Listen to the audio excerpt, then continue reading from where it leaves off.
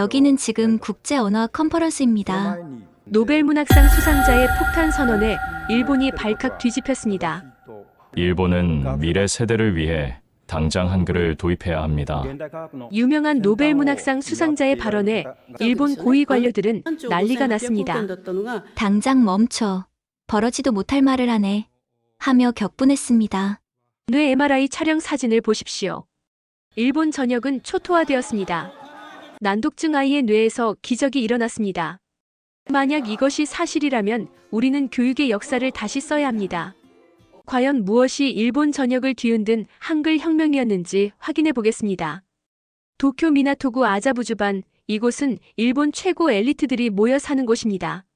저는 이곳에서 태어나 자랐어요. 아버지는 일본 최초의 노벨문학상 수상자인 미야모토 하루키, 어머니는 문부과학성 자문위원이자 문학평론가인 아사코입니다. 10살이 되던 해 저는 가쿠슈인 여학교에 입학했습니다. 황족들도 다녔던 그 학교에서 저는 다른 아이들과 달랐어요. 선생님이 칠판에 쓴 글자들이 춤을 추듯 흔들렸고 교과서의 문자들은 마치 개미떼처럼 움직였습니다. 에리카, 이 문장을 읽어보세요. 선생님의 목소리가 들려왔지만 저는 입을 열 수 없었어요. 히라가나와 가타카나 한자가 뒤엉켜 보였거든요.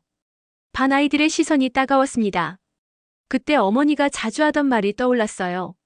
한국 같은 나라의 단순한 글자와 달리 우리 일본어는 세계에서 가장 아름답고 복잡한 언어야. 그래서 더 우월한 거지. 저는 그 말을 철석같이 믿었습니다. 한국어는 그저 동그라미와 막대기로 이루어진 조잡한 글자라고 생각했거든요. 일본의 문자 체계가 세계 최고라고 자부했죠. 집에 돌아와서도 마찬가지였습니다. 아버지의 서재 벽면을 가득 채운 수많은 책들, 어머니가 펼쳐놓은 원고들. 모든 글자가 제게는 해독할 수 없는 암호 같았어요. 가슴이 답답했습니다. 병원에서 받은 진단 결과는 충격적이었어요. 중증 난독증이었죠. 의사는 부모님에게 말했습니다. 치료가 매우 어려운 상태입니다. 일반적인 교육 방법으로는 한계가 있을 것 같습니다. 하지만 아버지는 다르게 생각했어요. 의지의 문제다. 우리 딸이 포기하는 아이가 아니야. 어머니도 고개를 끄덕였습니다. 맞아요. 우리 가문의 아이가 글을 못 읽는다는 게 말이 됩니까? 그날 밤 저는 베개에 얼굴을 묻고 울었어요. 가슴이 찢어질 것 같았거든요. 일본 최고의 문자 체계를 자랑하던 제가 정작 그 글자들을 읽지 못한다는 현실이 너무 잔혹했습니다. 학교에서의 하루하루는 고통의 연속이었어요. 다른 아이들은 술술 책을 읽어나가는데 저는 한 줄을 읽는 것도 버거웠거든요. 점점 말수가 줄어들었죠. 그렇게 저는 점점 침묵의 소녀가 되어갔습니다. 하지만 그때는 몰랐어요. 제가 그렇게 무시하던 그 언어가 곧 제 인생을 완전히 바꿔놓을 거라는 걸 말이죠. 몇 달이 지나자 일본 발달학회에서 놀라운 제안이 들어왔습니다. 대체문자 파일럿 연구를 시작한다는 거였어요. 그런데 그들이 제안한 건 충격적이었습니다. 바로 한글이었죠. 한글이요? 어머니의 목소리가 떨렸어요. 아버지는 즉시 분노했습니다. 말도 안 되는 소리다. 우리 딸에게 그런 조잡한 글자를 가르치겠다고. 저도 처음엔 거부감이 들었어요. 한국의 글자라니, 그것도 제가? 일본 최고 엘리트 가문의 딸인 제가 말이죠. 마음 한구석에서 불쾌감이 밀려왔습니다. 어머니가 늘 말씀하시던 대로 한국어는 단순하고 조잡한 글자 아니었나요? 하지만 연구진의 설명은 달랐어요. 한글은 과학적으로 설계된 문자입니다. 음성학적 원리에 따라 만들어져 난독증 환자들에게 효과적일 가능성이 높습니다. 그 말에 저는 묘한 기분이 들었어요. 과학적이라고? 제가 알던 한국어는 그냥 단순한 글자 아니었나요? 뭔가 잘못 알고 있었던 건 아닐까요? 며칠 후 연구진이 가져온 한글 카드를 처음 봤습니다. 동그라미, 세로줄, 가로줄들이 조합된 모습이었어요. 그런데 이상했습니다. 일본어 글자들처럼 춤추지 않았거든요. 오히려 또렷하게 보였어요. 입술에서 자연스럽게 소리가 나왔어요. 저도 모르게 말이죠. 그 순간 온몸에 전율이 흘렀습니다. 이럴 리가 없다는 생각이 들었어요. 제가 그렇게 무시하던 글자를 이렇게 쉽게 읽다니요. 어머니는 그 모습을 보고 경악했습니다. 에리카, 그만해. 그런 글자는 우리에게 맞지 않아. 하지만 저는 멈출 수 없었어요. 한글 카드들이 신기하게도 명확하게 보였거든요. 히라가나나 한자처럼 흔들리지 않았습니다. 나다. 연달아 글자들을 읽었어요. 어머니의 얼굴이 창백해졌습니다. 아버지는 공개적으로 반대 의사를 표했죠. 그날 밤 부모님은 격렬하게 논쟁했어요. 이건 일본 정체성에 대한 배신이야. 한국 문화 침투를 우려한다는 보도가 나올 거야. 저는 문틈으로 그 대화를 들으며 혼란스러웠습니다. 제가 뭔가 잘못된 걸 했나요? 하지만 그 글자들을 볼 때만큼은 머릿속이 맑아졌거든요. 도쿄대 연구팀 승인 소식을 들었을 때 가슴이 두근거렸어요. 하지만 동시에 죄책감도 밀려왔습니다. 과연 이 작은 균열이 어디까지 번져갈까요? 한글 학습이 시작된 지 몇 주 후, 저는 생전 처음으로 완전한 문장을 썼습니다.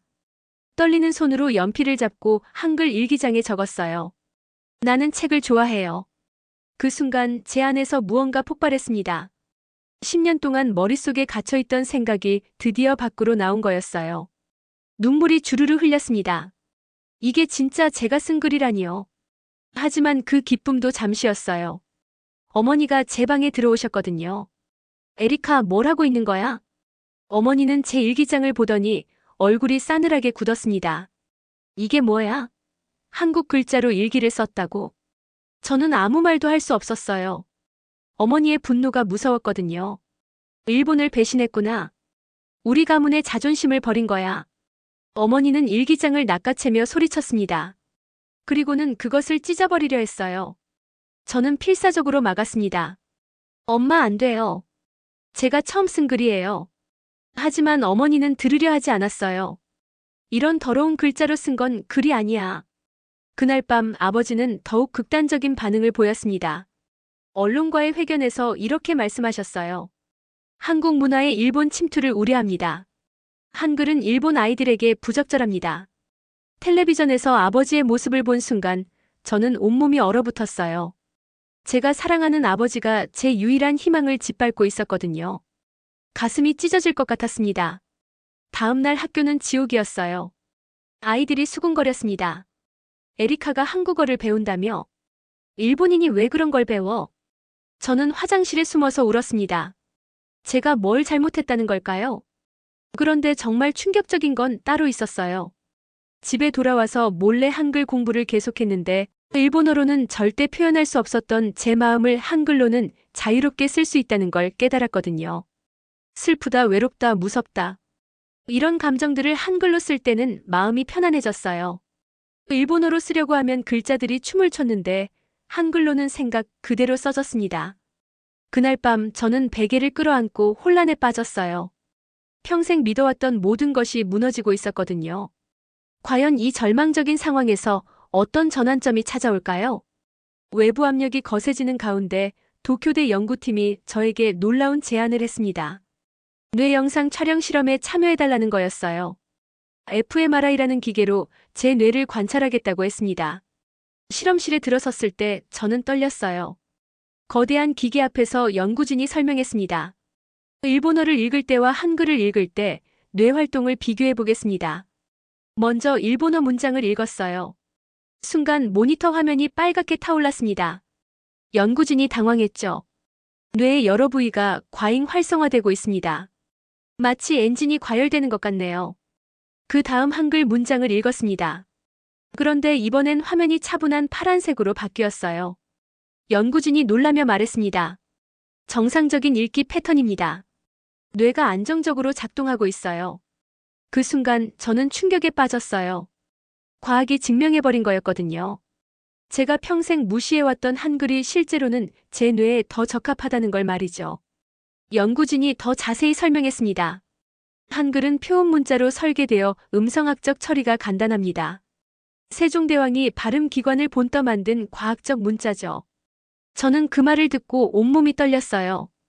그동안 제가 얼마나 무지했는지 깨달았거든요. 한글을 조잡하다고 생각했던 제 자신이 너무 부끄러웠습니다. 집에 돌아와서 어머니에게 말했어요. 엄마, 저 잘못 생각했어요. 한글이 정말 과학적인 문자였어요. 하지만 어머니는 여전히 차갑게 반응했습니다. 과학이 뭐가 중요해? 문화적 정체성이 더 소중한 거야. 그날 밤 저는 혼자 울었어요. 제가 얼마나 오만했는지, 얼마나 편견에 사로잡혀 있었는지 깨달았거든요. 한국을 무시하고 한글을 얕잡아봤던 제 모습이 너무 창피했습니다. 며칠 후 학회 내부에서 중대한 일이 벌어졌어요. 한 여성 공무원이 연구 결과를 숨기지 않고 학술지에 제출하겠다고 나선 거였습니다. 하지만 교육부의 압력이 거세졌죠. 이 연구는 중단되어야 합니다. 연구팀마저 블랙리스트에 오를 위기에 처했어요. 저는 그 모든 게 제 때문이라는 생각에 괴로워했습니다. 그러던 어느 날 저는 용기를 내어 일기에 썼어요. 저는 틀렸습니다. 한글을 무시했던 제가 부끄럽습니다. 하지만 진짜 변화는 예상치 못한 곳에서 시작될 예정이었습니다. 몇 달 후 저는 용기를 내어 인생에서 가장 중요한 결정을 내렸습니다. 한글로 쓴 제 시집 나는 읽는다, 존재한다 중 일부를 유튜브에 공개하기로 한 거였어요. 카메라 앞에 앉아 떨리는 목소리로 시를 낭독했습니다. 어둠 속에서 빛을 찾았어요. 한글이라는 이름의 따뜻한 손길이 저를 일으켜 세웠어요. 눈물이 흘렸어요. 제 진심이 담긴 목소리였거든요. 그 영상을 올리고 나서 저는 무서웠습니다. 또 다른 비난이 쏟아질까 봐요. 하지만 예상과 달리 놀라운 일이 벌어졌어요. 한글 문화 커뮤니티에서 뜨거운 반응이 일었습니다. K-문화 구독자들 사이에서도 반향을 일으켰죠. 진짜 아름다운 시네요. 한글의 힘을 느꼈어요. 그리고 가장 놀라운 건 한국에서 온 메시지였어요. 한 한국 교사가 응원 영상을 보내준 거였습니다. 에리카야, 한글은 내가 숨 쉴 수 있게 해줄 거야. 세종대왕의 사랑이 너에게 닿았구나. 그 영상을 보는 순간 저는 오열했어요. 국경을 넘어 누군가 제 마음을 이해해주고 있었거든요. 그때 깨달았습니다. 한글은 단순한 문자가 아니라 사랑이었다는 걸요. 더 놀라운 건 아버지의 반응이었어요. 제 낭독 영상을 본 아버지는 조용히 눈물을 흘리셨습니다. 그리고 며칠 후 방송사 인터뷰에서 충격적인 말씀을 하셨어요. 이 시는 시어가 정제되어 있습니다. 한글에 대해 제가 처음으로 인정합니다. 그 순간 저는 전율했어요. 평생 한국을 무시했던 아버지가 한글을 인정하신 거였거든요. 그날 밤 저는 세종대왕에 대해 더 깊이 공부했어요. 600년 전 백성을 사랑하는 마음으로 한글을 만드신 그분의 철학을 알게 되었습니다. 나란 말씀이 둥기게 달아 백성들이 자신의 뜻을 표현하지 못하는 것을 안타까워하신 세종대왕의 마음이 느껴졌어요. 저처럼 말 못하는 사람들을 위해 만드신 글자였구나 싶었습니다. 그리고 깨달았어요. 한글의 진정한 아름다움은 과학성만이 아니라 그 안에 담긴 애민 정신이었다는 걸요. 권력자가 아닌 백성을 위한 글자, 어려운 한자를 몰라도 누구나 쓸 수 있는 글자. 저는 이제 알았어요. 한글은 세상에서 가장 따뜻한 글자예요. 일기에 그렇게 적으며 저는 가슴이 벅찼습니다. 하지만 이 감동적인 변화는 더 큰 기적의 시작에 불과했습니다. 7년이 흘러 저는 17세가 되어 도쿄대 어문학과에 진학했습니다. 그리고 제 인생에서 가장 중요한 도전을 시작했어요. 한국어와 한글 연구를 중심으로 한 논문 작성이었습니다. 훈민정음의 인지언어학적 고찰. 이것이 제 졸업 논문 제목이었어요. 교수님들은 처음엔 의아해했습니다. 일본 최고 대학에서 한국어 논문을 쓰겠다고. 하지만 저는 포기하지 않았어요. 세종대왕의 창제 원리부터 현대 뇌과학까지 모든 자료를 파헤쳤습니다. 밤낮으로 연구에 매달렸죠. 한글의 자음 체계를 분석할 때마다 감탄이 절로 나왔어요. 기역, 니은, 미음, 시옷, 이응 기본 자음에서 획을 더해 키읔, 디귿, 비읍, 지읒, 히읗을 만드는 체계적 구조. 정말 완벽했거든요. 오, 한국이요. 이 얼마나 과학적인가요? 혼자 연구실에서 감탄사를 내뱉었어요. 600년 전에 이미 현대 음성학의 원리를 담아낸 세종대왕의 지혜가 경이로웠습니다. 논문을 완성했을 때 저는 한국의 위대함에 다시 한번 경탄했어요. 단순한 글자가 아니라 인류 지성의 결정체였거든요. 졸업 발표 당일 심사위원들은 충격을 받았습니다. 제 연구 결과가 너무나 탄탄했거든요. 한 교수님이 말씀하셨어요. 이 논문은 한일 언어학계에 새로운 지평을 열었습니다. 그리고 믿을 수 없는 일이 벌어졌어요. 저는 수석으로 졸업하게 된 거였습니다. 일본 최고 명문대에서 한국어 논문으로 수석을 차지한 거죠. 졸업식 날 NHK를 비롯한 주요 언론들이 인터뷰를 요청했어요. 카메라 앞에서 저는 떨리는 마음으로 말했습니다. 한글은 인류 최고의 문자입니다. 세종대왕의 애민정신이 만들어낸 기적이에요. 그 순간 더욱 놀라운 일이 벌어졌어요. 아버지가 인터뷰 자리에 나타나신 거였습니다. 그리고 공개적으로 이렇게 말씀하셨어요. 딸을 외면한 내가 부끄럽습니다. 한글은 우리 모두의 언어가 될 수 있습니다. 그때 아버지의 눈에서 눈물이 흘렸어요. 저도 울었습니다. 노벨문학상 수상자인 아버지가 한글을 인정하고 저에게 사과하신 거였거든요. 어머니도 변했어요. 조용히 제 손을 잡으며 말씀하셨습니다. 에리카야, 미안해. 엄마가 너무 편견에 사로잡혀 있었구나. 그날 밤 저는 창밖을 바라보며 생각했어요. 한국 정말 존경합니다. 그 나라의 지혜가 저를 구원해줬고 이제는 제 인생의 등대가 되어준 거였거든요. 하지만 이 성공은 더 큰 꿈의 시작일 뿐이었습니다. 대학 졸업 후 저는 놀라운 기회를 얻었습니다. 발달장애와 난독증 아동들을 위한 한글 시쓰기 워크숍을 설계하게 된 거였어요. 도쿄 공립학교에서 시범 운영까지 하게 됐죠. 첫 수업날 저는 떨렸어요. 일본 아이들이 한글을 받아들일까 싶었거든요. 하지만 놀라운 일이 벌어졌습니다. 아이들이 한글로 자신의 마음을 표현하기 시작한 거였어요. 선생님, 이 글자로 쓰니까 마음이 편해져요. 한 아이가 말했습니다. 그 순간 저는 울컥했어요. 제가 겪었던 그 기적을 다른 아이들도 경험하고 있었거든요. 몇 달 후 유네스코 한국-일본 지부에서 연락이 왔습니다.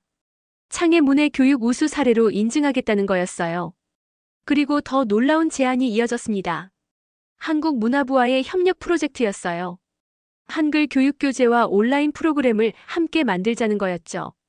저는 망설임 없이 동의했습니다. 프로젝트 론칭 행사에서 한국 문화부 장관님을 만났어요. 그분이 제게 말씀하셨습니다. 에리카 씨, 당신이 보여준 것은 단순한 교육 혁신이 아닙니다. 이것이야말로 진정한 문화 외교죠. 그분은 계속해서 한국의 철학을 설명해 주셨어요. 우리는 홍익인간이라는 가치를 추구합니다. 널리 인간을 이롭게 한다는 뜻이에요. 당신이 한 일이 바로 그겁니다. 그 말을 들은 순간 저는 전율했어요. 제가 한글을 통해 한 일이 5000년 한국 정신의 실현이었다니요. 장관님은 더 깊은 이야기를 해주셨습니다. 세종대왕도 같은 마음이셨어요.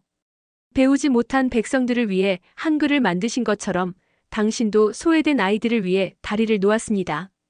저는 그때 깨달았어요. 한국의 진정한 아름다움은 기술이나 문자가 아니라 더불어 살아가려는 마음이었다는 걸요. 한국은 정말 존경스러운 나라예요. 개인의 성공보다 모두의 행복을 먼저 생각하시는군요. 제가 감탄하며 말하자 장관님이 미소 지으셨어요. 그것이 바로 우리의 정신입니다. 함께 성장하고 함께 발전하는 것이죠. 그날 밤 저는 한국에 대한 새로운 존경심을 느꼈어요. 사랑과 배려의 철학을 가진 민족이었구나 싶었습니다. 하지만 진짜 감동은 이제 시작이었습니다. 마침내 꿈 같은 날이 왔습니다. 도쿄에서 한글 평화학교 개교식이 열린 거였어요. 한국과 일본 아이들이 함께 모여 시를 낭독하는 역사적인 순간이었습니다. 무대에 서서 아이들을 바라보니 가슴이 벅찼어요. 난독증으로 고통받던 일본 아이들과 한국에서 온 어린 친구들이 손을 잡고 함께 한글 시를 읽고 있었거든요. 한글은 우리의 친구예요. 아이들의 맑은 목소리가 울려 퍼졌습니다. 저는 눈물을 참을 수 없었어요. 제가 그토록 꿈꿔왔던 모습이 현실이 된 거였거든요. 개교식 후 저는 마이크를 잡고 진심을 전했습니다. 한글은 저를 살게 해줬어요. 모든 아이의 목소리를 지켜줄 친구가 됐으면 좋겠습니다. 그 순간 객석에서 박수가 터져 나왔어요. 부모님도 한국에서 온 분들도 모두가 감동하고 있었습니다. 몇 주 후 더욱 놀라운 일이 벌어졌어요. 한국 세종대왕 기념관에서 초청장이 온 거였습니다. 직접 한국을 방문해달라는 거였죠. 인천공항에 도착했을 때 저는 떨렸어요. 제 인생을 바꿔준 한글의 고향에 드디어 온 거였거든요. 세종대왕 기념관에 들어서는 순간 저는 압도됐습니다. 위대하신 세종대왕님 감사합니다. 동상 앞에서 깊이 인사드렸어요. 600년 전 이분의 사랑이 저에게까지 닿았다니 정말 기적이었습니다. 김영광 관장님이 제게 말씀하셨어요. 에리카 씨야말로 현대의 세종 정신을 실현하고 계십니다. 그날 유네스코 기념 영상 촬영에도 참여했어요. 카메라 앞에서 저는 진심을 담아 말했습니다. 저는 과거 한국을 무시했던 것을 깊이 사죄드립니다. 한국은 제게 새로운 생명을 주신 은인의 나라입니다. 목소리가 떨렸어요. 정말 진심이었거든요. 한글은 단순한 문자가 아니라 사랑입니다. 세종대왕의 애민 정신이 오늘날까지 살아 숨쉬고 있어요. 촬영을 마치고 나서 저는 한강을 바라봤어요. 이 아름다운 나라, 이 따뜻한 사람들이 제게 준 선물을 평생 잊지 못할 거예요. 돌아가는 비행기에서 저는 다짐했습니다. 앞으로 한일 문화 교류의 다리 역할을 하겠다고요. 한글을 통해 더 많은 아이들에게 희망을 주겠다고 말이죠. 창밖으로 한국 땅이 멀어져 가는 걸 보며 저는 생각했어요.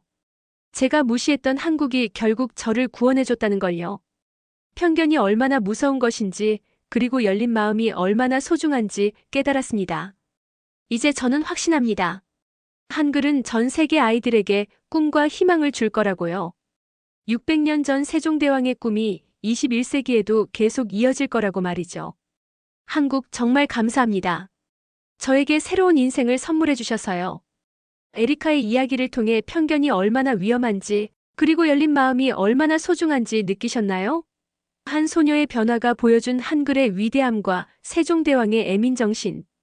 이런 감동적인 스토리가 마음에 드셨다면 좋아요 버튼을 눌러주시고 더 많은 이야기가 궁금하시다면 구독과 알림 설정까지 부탁드려요. 여러분의 작은 관심이 더 큰 감동을 만들어냅니다. 감사합니다.